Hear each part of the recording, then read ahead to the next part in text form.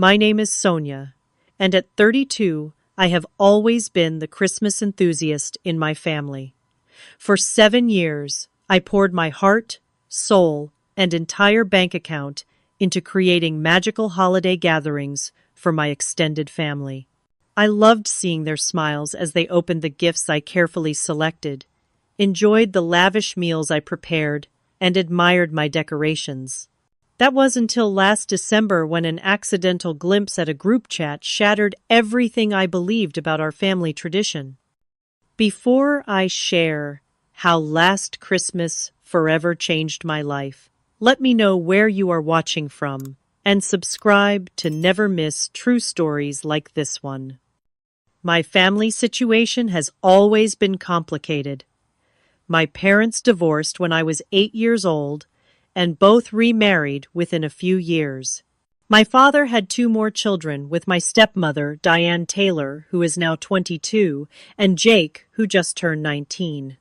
My mother had 1 child with her new husband, my half-brother Brian, who is 28. Then there are the cousins, aunts, uncles, and now the partners and children of my siblings. Christmas was always magical when my mom was alive. She would transform our home into a winter wonderland cook feasts that would make professional chefs jealous and somehow manage to find the perfect gift for everyone. When I was 12, she was diagnosed with breast cancer. She fought hard, but passed away 2 years later. The first Christmas without her was bleak. No one knew how to fill the void she left behind. My father tried, but between working overtime and adjusting to life with Diane and her preferences, the holiday spirit was noticeably absent. Diane made it clear from the beginning that extravagant holidays were not her thing. She preferred small, intimate celebrations with minimal fuss. This approach left me feeling like something precious had been lost. By the time I turned 25 and had established myself in my accounting career, I decided it was time to revive the magic my mother once created. 7 years ago, I announced to everyone that I wanted to host Christmas at my new house.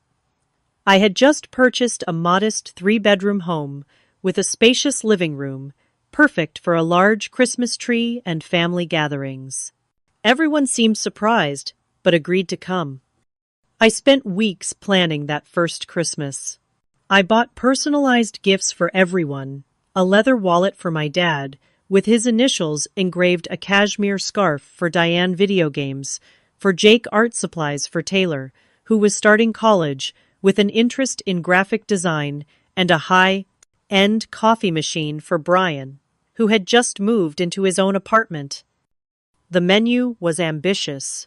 I prepared a roast turkey with all the trimmings, 3 different side dishes, 2 types of stuffing because Jake and Brian had different preferences, homemade cranberry sauce just like Mom used to make, and a dessert spread featuring pies, cookies, and a Yule log cake that took me 6 hours to perfect. The decorations transformed my home into something from a Christmas catalog. I put up a 9-foot tree, adorned with ornaments that matched my blue and silver theme, hung garlands along the staircase, and fireplace-placed candles in every window, and even installed outdoor lights that twinkled in sync with classic holiday tunes. When my family arrived that day, their reactions made all the effort worthwhile. Taylor gasped when she saw the tree. Jake immediately noticed the gaming console I had set up in the corner, with multiplayer games for everyone to enjoy. Brian commented on how much it reminded him of Christmas when we were kids. Even Diane seemed impressed, though she made a few comments about how I must have spent a fortune. My father pulled me aside at one point, tears in his eyes, and hugged me tightly. He whispered, "This feels like having a piece of your mother back." That moment alone justified every dollar spent and every hour of preparation. As everyone sat around the dinner table laughing and sharing stories, I felt a warm sense of accomplishment. When we moved to the living room for gift exchanges, The genuine surprise and appreciation on their faces as they opened their presents filled me with joy.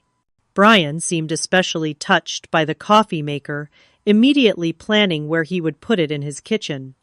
Taylor spent at least 20 minutes examining every art supply in her comprehensive set. That evening, as everyone prepared to leave, the hugs seemed warmer, the thank yous more sincere. Jake, typically not one for emotional displays, asked if we could do this again next year. Without hesitation, I said yes. Little did I know, I was committing to a tradition that would eventually drain my finances and expose painful truths about my family. On the drive home, my father called to thank me again. We had not been particularly close since my parents divorced with him, often seeming distracted by his new family. But that night, he sounded like the dad I remembered from childhood. We talked for nearly an hour about Mom, about Christmas traditions, and about keeping the family connected despite our complicated dynamics. As I fell asleep that night, I felt like I had discovered my purpose, bringing my fragmented family together through creating meaningful holiday experiences. I believed I was honoring my mother while building something new and valuable. I decided then that this would become our new tradition, one I would happily maintain year after year. I spent the next few weeks basking in the afterglow of a successful family Christmas. I created a photo album of the day and sent copies to everyone. I started making notes about what worked well and what could be improved for next year. I even began setting aside a small portion of each paycheck in a separate account labeled Christmas Fund, determined to make next year even more special. What I failed to realize was that I had set a precedent, created expectations that would grow each year, and positioned myself as the sole provider of holiday magic. The warm feelings of that first Christmas blinded me to the burdens I was willingly placing on my shoulders. I was too happy about reconnecting my family to see that I might be setting myself up for disappointment down the road. What began as a heartfelt attempt to revive cherished family traditions quickly evolved into an ever-expanding production. Each year, the guest list grew longer, as siblings began bringing serious partners, then spouses, and eventually children. What started as an intimate gathering of 7 people ballooned to 16 by last Christmas. The first year, I spent $1,200 total. I thought that was a significant amount at the time, but looking back, it seems almost quaint. By the third year, when Brian had married Amanda, and they were expecting their first child, my expenses had climbed to $2,500. I upgraded to fancier gifts, as I assumed my family would expect something new and exciting each year. I expanded the menu to accommodate growing dietary preferences and restrictions. Last Christmas, the total came to $4,800. I spent nearly $2,000 on gifts alone. Each adult received something valued at around $150, while the children got toys, clothes, and electronics ranging from $50 to $100 each. The food costs skyrocketed to over $1,000 as I began sourcing organic, locally produced ingredients and accommodating special requests. The decorations became more elaborate each year. What started as a simple theme evolved into professionally designed displays. Last year, I hired a local art student to help create custom centerpieces and outdoor arrangements, costing nearly $500. The most significant new expense was accommodation. As the family expanded, those who lived in other cities needed places to stay. Hotels during the holiday season were prohibitively expensive, so I began renting a vacation home nearby to house everyone comfortably. This added $1,300 to my Christmas budget. To manage these mounting costs, I picked up extra accounting projects throughout the year and worked overtime during tax season. I created an intricate savings plan, setting aside money each month specifically for the Christmas fund. I tracked sales throughout the year to purchase gifts at the best possible prices. I started making some decorations by hand to save money while still maintaining the quality everyone had come to expect. What I gave up was significant. For 7 years, I took no personal vacations. My last trip had been a weekend getaway to a nearby beach 3 years before that first Christmas.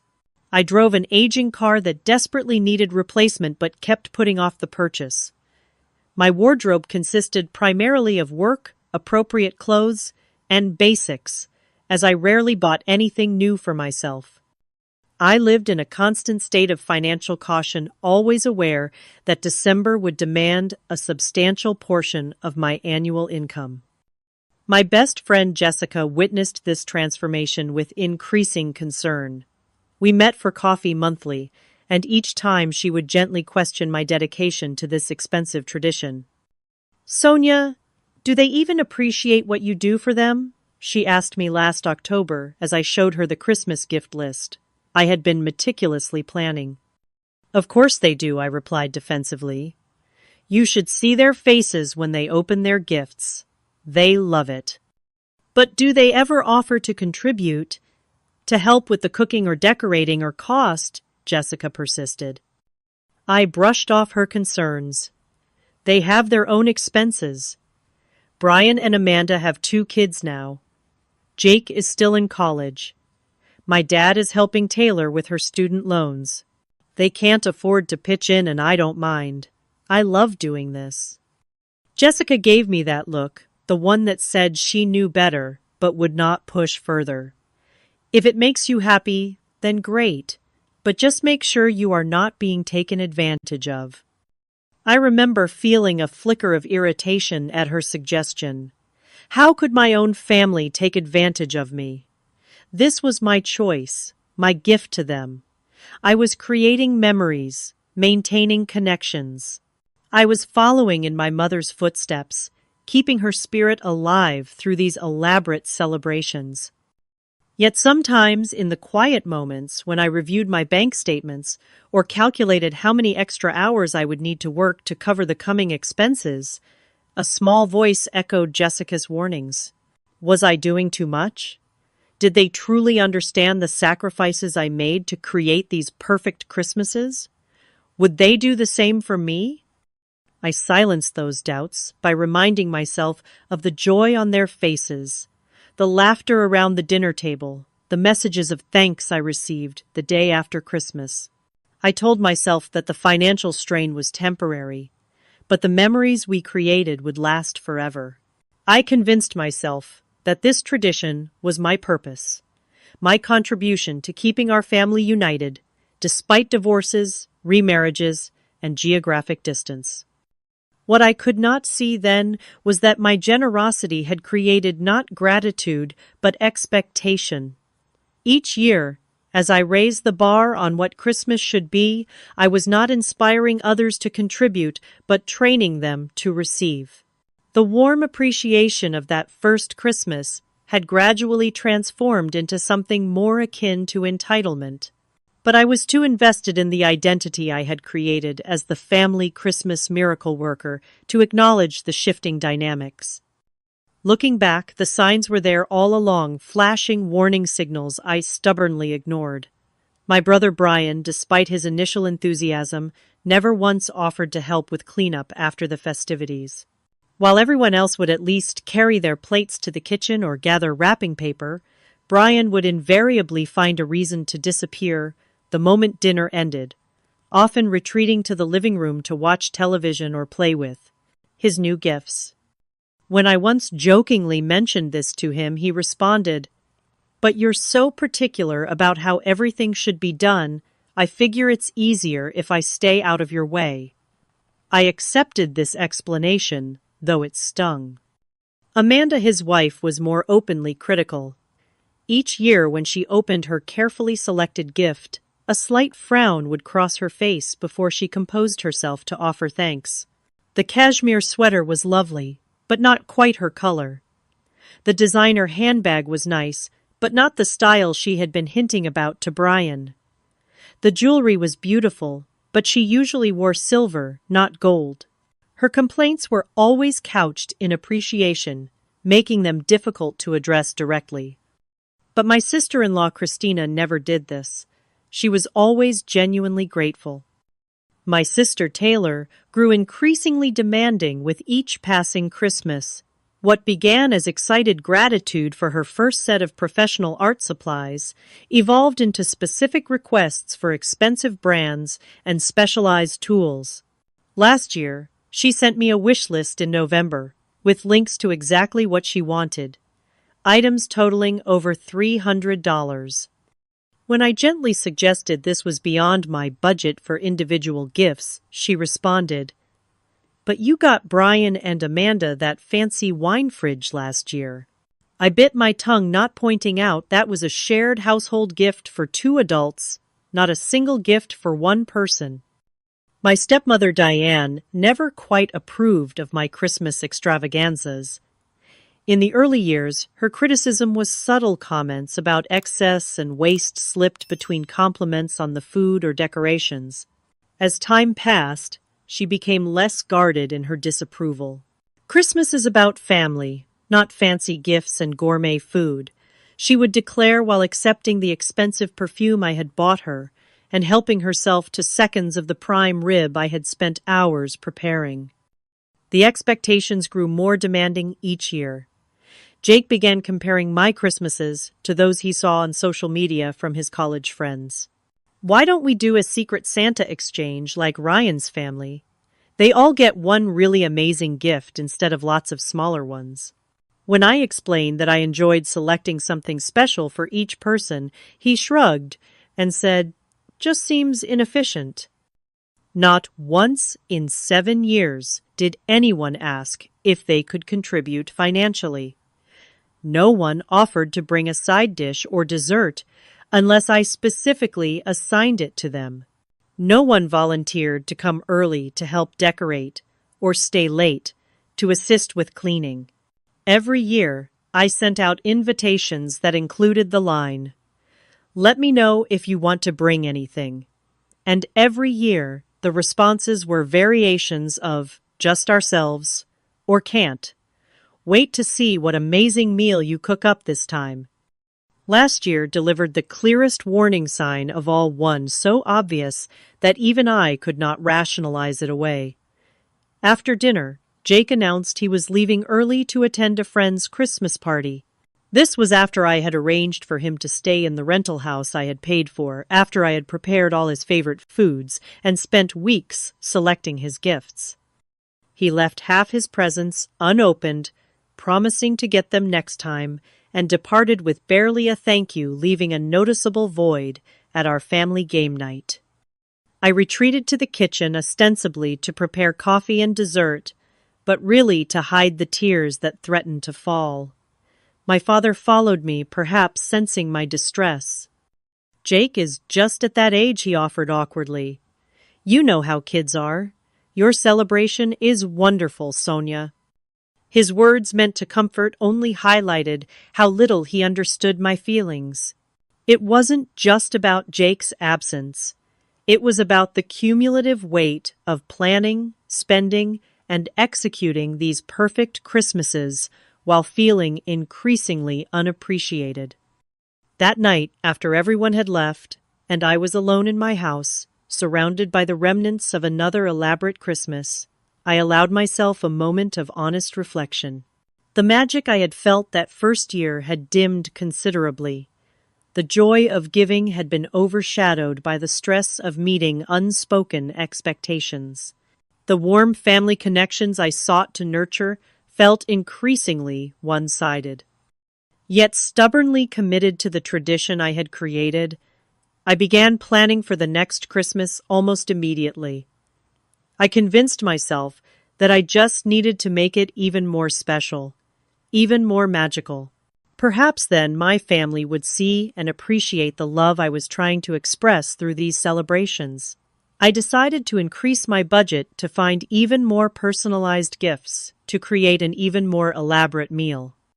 In January, I opened a new savings account dedicated solely to the coming Christmas and set up automatic transfers from each paycheck. I began researching new recipes and decoration themes. I started a document tracking gift ideas as they occurred to me throughout the year. I was doubling down on my commitment, despite the warning signs flashing all around me. I was determined to create a Christmas so perfect that it would reignite the appreciation and connection I so desperately sought from my family. The revelation came in mid-November, just weeks before Christmas, when my preparations were already well underway. Taylor had asked if she could stop by to use my printer for a school project. Her printer had broken, and she needed to print several color documents for a presentation. Of course I welcomed her, happy for any opportunity to spend time with my sister. While Taylor worked on her laptop at my dining table, her phone kept buzzing with notifications. Eventually, she asked if she could use my bathroom. As soon as she left the room, her phone buzzed again. I glanced over. Not intending to snoop, but the message preview caught my eye. From Brian, "Is Sonia still doing her Christmas extravaganza? Do we have to go again?" Something about the wording made my stomach knot. The casual dismissal of what I had poured my heart into as an extravaganza, the reluctant "do we have to go," suggested this was not an isolated sentiment.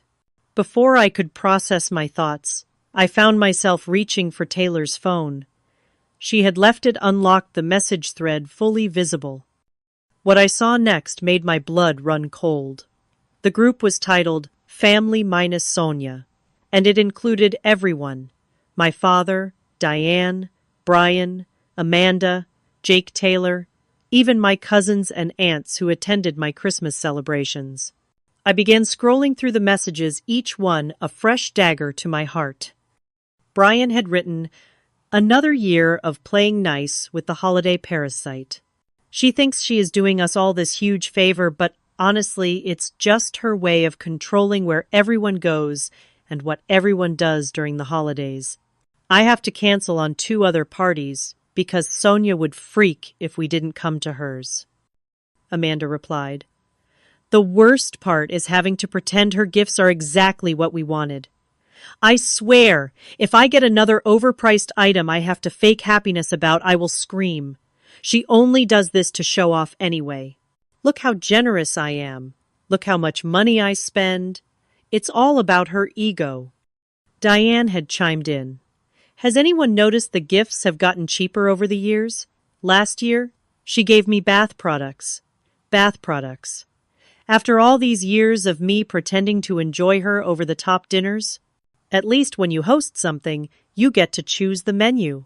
She makes the same dishes every year and acts like she's reinvented Christmas dinner." My eyes blurred with tears as I continued reading. My own father had contributed, "I know we are all stuck with this tradition now. She gets so emotional about it. Remember when Jake tried to leave early last year? She nearly had a breakdown in the kitchen. I feel like we are performing in her personal Christmas play." The most recent messages discussed plans for the following year. Jake had suggested, "Next year, let's all say we are going on a ski trip or something. We can actually go and have fun, instead of sitting through another 5-hour dinner listening to Sonia talk about how she found everyone the perfect gifts." Taylor had responded, "That sounds amazing. No offense to my sister, but these Christmases are so boring. Same thing every year. At least if we went skiing, there would be something fun to do." My hands were shaking so badly I nearly dropped the phone. I heard the bathroom door open and quickly placed the device back where Taylor had left it, then pretended to be adjusting decorations on my mantel.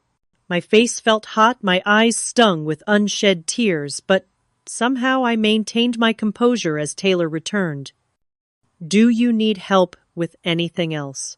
I asked, my voice surprisingly steady despite the hurricane of emotions inside me. "No, I am all good. Thanks for letting me use your printer." Taylor gathered her things completely unaware that my entire world had just collapsed. After she left, I sank onto my couch, the full weight of what I had discovered crushing me. Holiday parasite, show off, boring, controlling. The words swirled in my mind, each one stripping away years of cherished beliefs about my role in our family. I pulled out photo albums from past Christmases, studying the faces in the pictures with new eyes. Were those smiles genuine? Was that laughter real? Had they all been acting, performing in what my father had callously called my personal Christmas play? How many years had this group chat existed? Had they always felt this way? The betrayal cut deeper because it was comprehensive.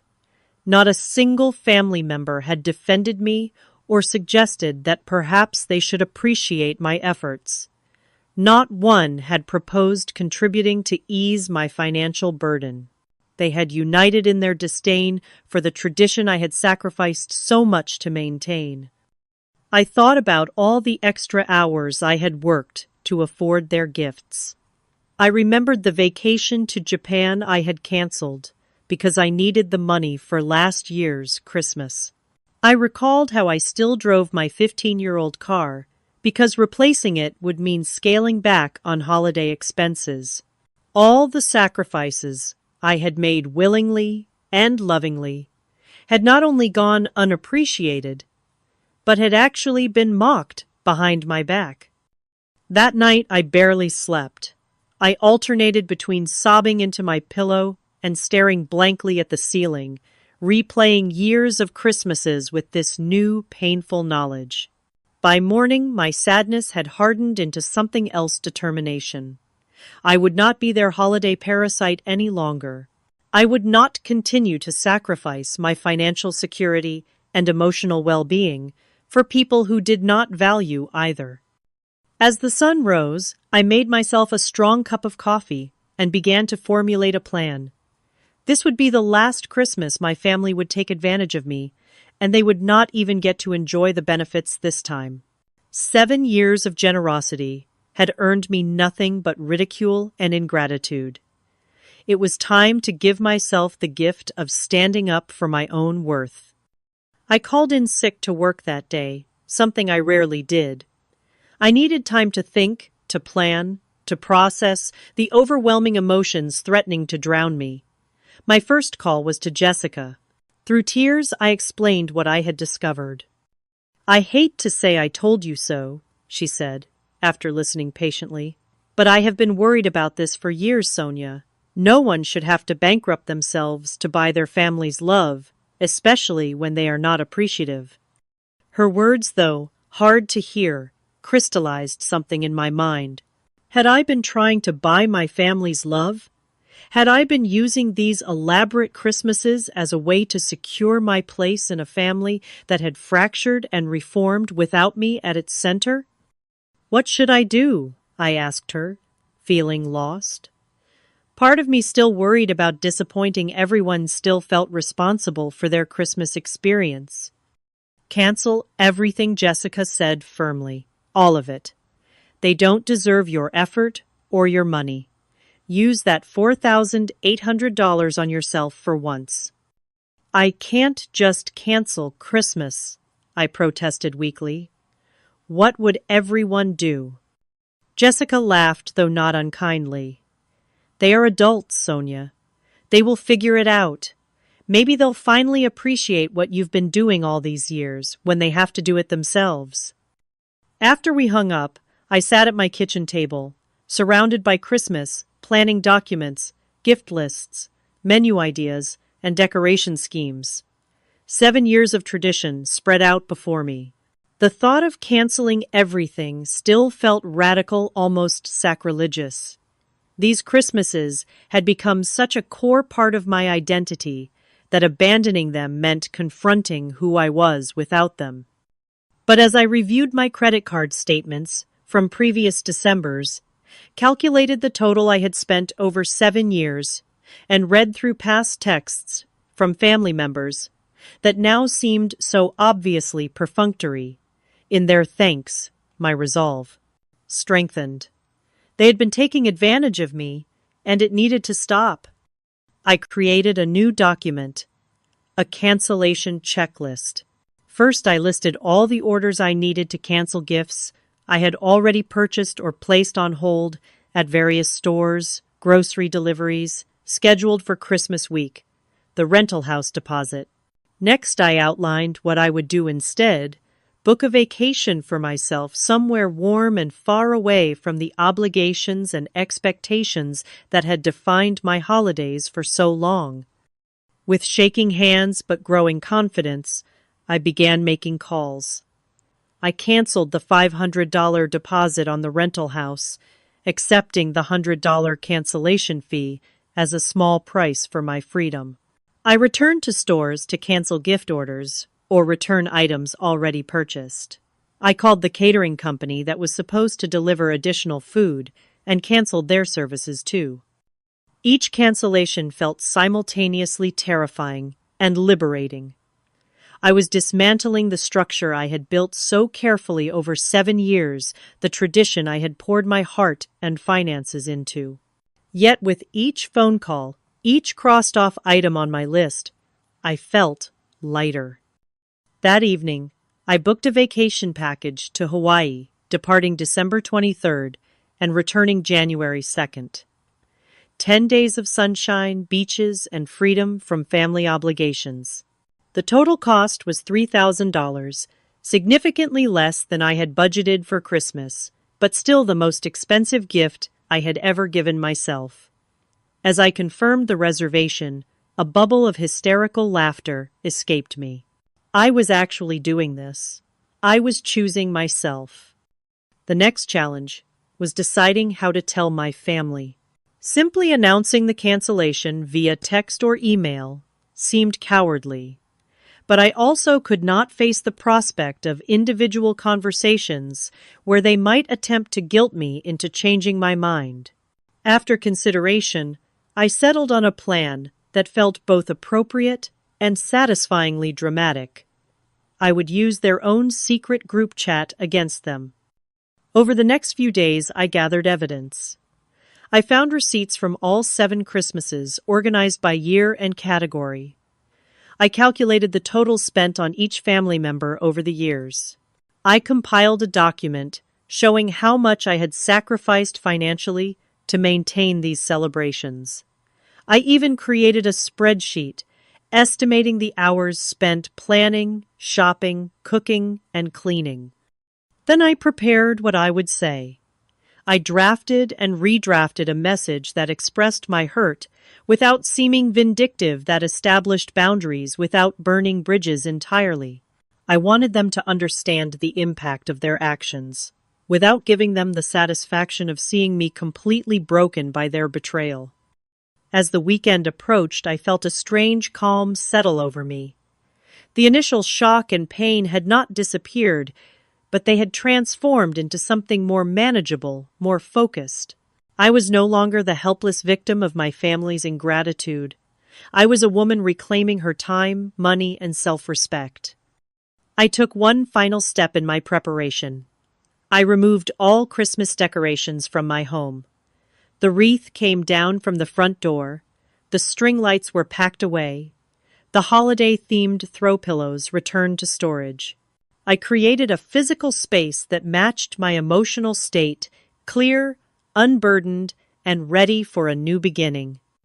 Christmas would still come, but this year it would arrive without my exhaustive efforts to create magic for people who had failed to see the love behind the tradition. On Sunday morning, exactly 1 week before Christmas, I texted Taylor with what I hoped sounded like casual cheerfulness. "Hey, could you add me to the family group chat? I have some Christmas update photos I want to share with everyone at once." Her response came quickly. "Sure. Which family chat?" I took a deep breath. "The one titled Family Minus Sonia," I replied. "The one where Brian calls me a holiday parasite." There was a long pause before her next message appeared. "Sonia, I can explain. It's not what you think." I didn't respond. 5 minutes later, My phone buzzed with a notification. Taylor had added me to the group chat. I watched as confusion rippled through the conversation. Taylor, why did you add Sonia to this chat?" Brian wrote. Before anyone else could respond, I made my move. I uploaded a PDF document containing scanned receipts from 7 years of Christmases, organized by year and categorized by expense type. The total at the bottom was highlighted $27,340. I followed this with my carefully crafted message. "Good morning, everyone. I hope you don't mind me crashing your private chat. I wanted to share some interesting figures with you. Above are the receipts for 7 years of Christmas celebrations I have hosted and fully funded. $27,340 total. That averages $3,905 per year, though. As you can see, the amount has increased over time. For 7 years, I have worked extra hours, sacrificed my own needs, and dedicated countless hours to creating what I thought were meaningful family experiences. I did this out of love and a desire to keep our family connected despite our complicated dynamics. Imagine my surprise when I discovered that behind my back you have been mocking these efforts. I am the holiday parasite, am I, Brian? I am showing off and feeding my ego. Amanda, my gifts are getting cheaper. Diane, you are all performing in my Christmas play. Dad? I have canceled the rental house for this year. I have returned all gifts. I have canceled the food orders. I will be in Hawaii during Christmas, enjoying my first real vacation in 8 years. Perhaps next year you can all go on that ski trip, Jake suggested. It sounds fun. I do not expect apologies or explanations. This message is simply to inform you that I am no longer available to be the unappreciated sponsor of our family Christmas. I wish you all happy holidays and best wishes for the new year. I hit send, then silenced my phone and placed it face down on my coffee table. My heart was racing, adrenaline coursing through my veins. I had done it. I had stood up for myself, set a boundary, and reclaimed my power in one decisive action. 10 minutes later, curiosity got the better of me, and I checked my phone. The group chat had exploded. Brian was defensive. "This is being blown way out of proportion. We were just venting. Everyone complains about family stuff sometimes. Doesn't mean we don't appreciate what you do." Amanda attempted to justify their behavior. "Sonia, you have to understand that you put so much pressure on everyone with these perfect Christmases. We feel like we can't ever say no or suggest changes without hurting your feelings. That chat was just a place for us to be honest without worrying about upsetting you." My father took a different approach. "Honey, I am so sorry you saw those messages. We should talk about this in person. Please call me. I am sure we can work this out before Christmas." Diane was less conciliatory. "This is exactly the kind of dramatic reaction I was talking about. Now you have ruined Christmas for everyone, including the children. Is that what you wanted?" Jake surprisingly was more reflective. "I didn't realize how much money you were spending on all of this. That's actually insane. I'm sorry for being ungrateful." Taylor sent me private messages alongside her contributions to the group chat. "I am so sorry. I should have stood up for you. I didn't mean the things I said. Please talk to me." I read through all their responses, noting how each one revealed something about their character. None of them, except perhaps Jake, seemed to truly understand the depth of my hurt or the legitimacy of my reaction. They were still centered on their own feelings, their own experiences of the situation. More messages poured in throughout the day. My phone rang repeatedly, my father and Taylor taking turns trying to reach me. I let each call go to voicemail. I was not ready to hear their voices to be pulled back into explanations and justifications that would only serve to minimize my feelings. Instead, I focused on finalizing preparations for my trip. I arranged for a neighbor to collect my mail and water my plants. I packed summer clothes I had not worn in years, remembering with a pang that I had skipped beach vacations to save for Christmas expenses. I bought new sunglasses and a wide-brimmed hat, small luxuries that felt symbolic of my new commitment to self-care. By evening, when I finally checked the group chat again, the tone had shifted. My continued silence had made it clear that I was serious, that this was not a temporary outburst to be managed with placating words or emotional appeals. Brian had written, "I guess we really messed up. I didn't realize how much Sonia was spending on these Christmases. We should have been contributing." Amanda, still somewhat defensive, but softening, added, "Maybe we can plan something for when she gets back. Show her we do appreciate her." My father sounded defeated. I failed as a parent here. I should have seen what was happening and stepped in. Sonia has been carrying this family tradition alone for too long. I turned off my phone completely then. I had said what I needed to say. I had set my boundary. Now I needed space to heal, to rediscover who I was outside of my role as the family Christmas coordinator. I would deal with rebuilding relationships if I chose to, after I had taken care of myself first. The week before my departure passed in a blur of practical preparations and emotional processing. I donated the few Christmas decorations I had already set up to a local charity. I arranged for automatic bill payments while I was away. I met with Jessica for coffee and received her wholehearted support for my decision. "You are finally putting yourself first," she said, raising her mug in a toast.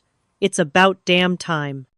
On the morning of December 23rd, I boarded a plane to Hawaii with just one carry-on suitcase and a sense of lightness I had not felt in years. As the aircraft lifted off, I looked down at the snow-covered landscape below and felt the first real stirrings of freedom. Christmas would come and go without my orchestration, and for once that knowledge brought relief rather than anxiety. I arrived in Honolulu on December 23rd, stepping off the plane into warm, fragrant air that immediately began to melt the ice that had formed around my heart. My beachfront hotel room offered a stunning view of the ocean, a sight so different from the snow-covered landscapes I associated with Christmas that it felt like I had traveled to another world rather than just another state. That first night, I sat on my balcony, watching the sunset phone, still turned off, cocooned in solitude. The decision to disconnect completely from my family during this time was both terrifying and necessary. For 7 years, I had defined myself by my role as the creator of our Christmas tradition. Who was I without that identity? As Christmas Eve dawned bright and sunny, I felt the first pangs of doubt and loneliness. I had breakfast alone at a beachside cafe, surrounded by couples and families enjoying their holiday vacations. The cheerful Christmas music playing softly in the background reminded me of what I had left behind. For a brief moment, I questioned my decision. Had I overreacted? Would I regret spending Christmas alone? I pushed these thoughts aside and headed to the beach, determined to create new experiences. As I spread my towel on the sand and applied sunscreen, I noticed a group of people about my age setting up nearby. They had a small portable speaker playing holiday music and were arranging a picnic that incongruously included both tropical fruits and gingerbread cookies. One woman noticed me watching and waved. "Laura," she called out. "Are you here alone too?" That simple question led to an invitation to join their group, all solo travelers who had found each other through a hotel activity the previous day. There was Laura, a recently divorced teacher from Oregon, Miguel, a software engineer from Texas, who whose family was scattered across the country. Danielle, a nurse from Minnesota who worked holidays every year but had finally taken time for herself. And Peter, a widower from Florida, spending his first Christmas without his wife. "We are the Holiday Orphans Club," Laura explained with a laugh, "all spending Christmas away from family for various reasons." The irony of the name, given what Brian had called me in the group chat, was not lost on me. But instead of feeling hurt by the reminder, I found myself smiling. Perhaps I was a holiday orphan now, but I was not alone in that status. That day we swam in the ocean, built a sandman rather than a snowman, and shared stories of holidays past. I found myself telling them about my 7-year tradition of Christmas hosting, though I glossed over the painful ending. Their reactions validated feelings I had suppressed for so long.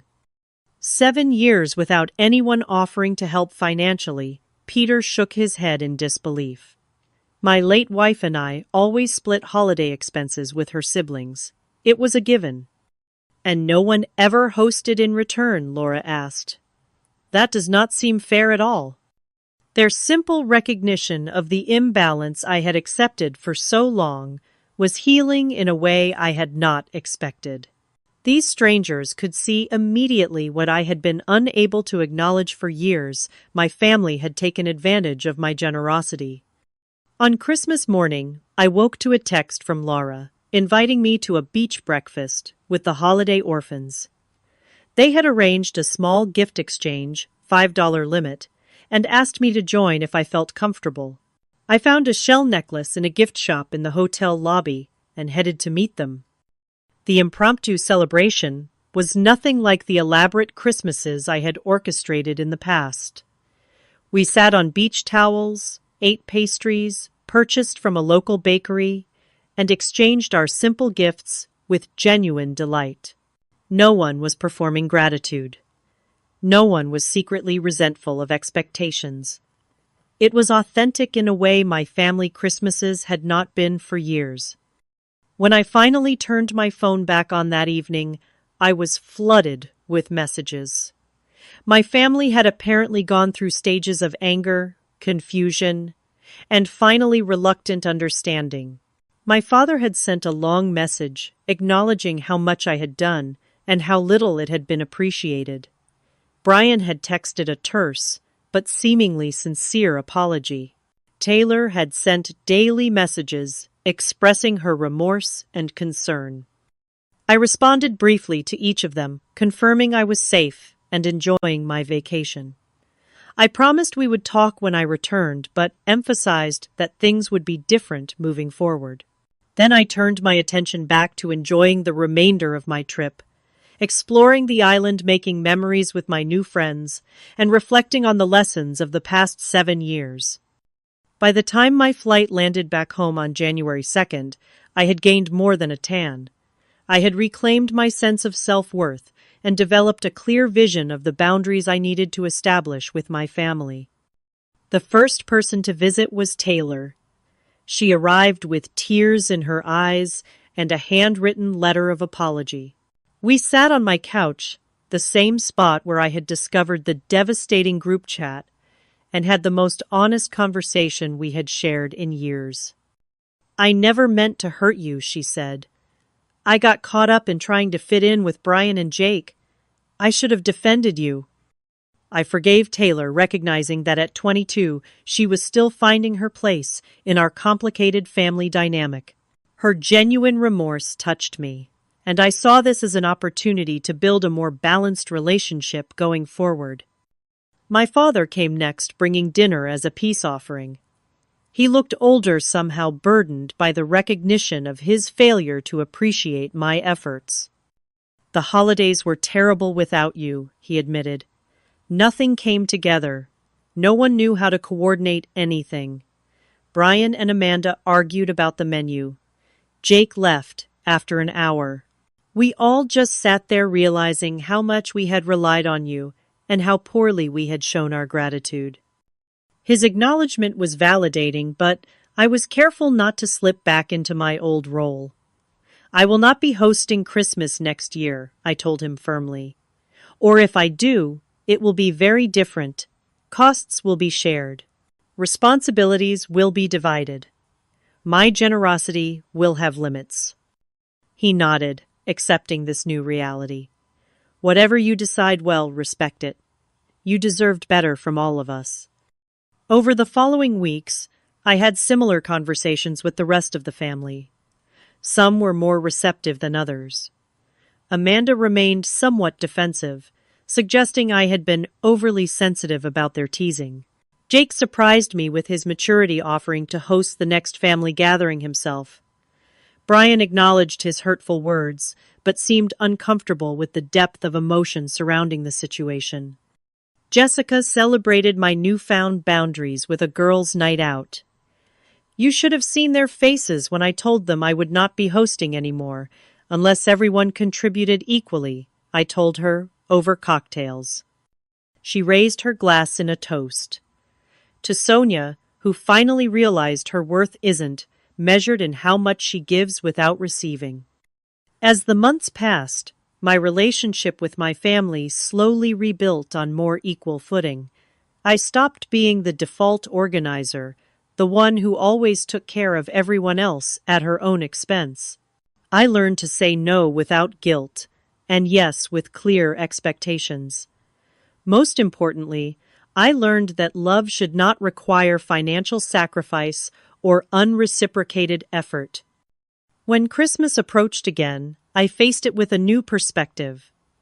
I accepted an invitation to a small dinner at my father's house, bringing only a dish to share and gifts within my comfortable budget. The celebration was simpler than those I had orchestrated in the past, but there was an authenticity to it that had been missing before. Taylor helped with the cooking. Brian and Amanda brought dessert. Jake set up a game night that everyone actually enjoyed. My father gave a toast acknowledging how different this Christmas was, and expressing hope that our family had learned important lessons about appreciation and reciprocity. As I drove home that night, I reflected on the painful but necessary journey of the past year. I had lost something, the illusion of being irreplaceable, of buying my family's love through extravagant giving. But I had gained something far more valuable: self-respect, healthy boundaries and relationships, based on mutual care rather than expectation and obligation. The holiday parasite label that once wounded me so deeply now seemed absurd. I was not a parasite. I had been a host being slowly drained by unappreciative guests. By breaking that cycle, I had freed not only myself but my family from an unhealthy dynamic none of us had been brave enough to address. Sometimes the greatest gift you can give yourself is the courage to stop giving so much to those who take it for granted. Learning to value yourself enough to establish boundaries is not selfish, it's necessary for genuine relationships to flourish. Have you ever found yourself giving too much in a relationship, whether with family, friends, or partners? Share your experience in the comments below. How did you recognize the imbalance? And what steps did you take to address it? Like and subscribe for more stories about overcoming difficult family dynamics and building healthier relationships. Thank you for listening to my journey. And remember, true generosity flows from abundance, not from depleting yourself to fill others.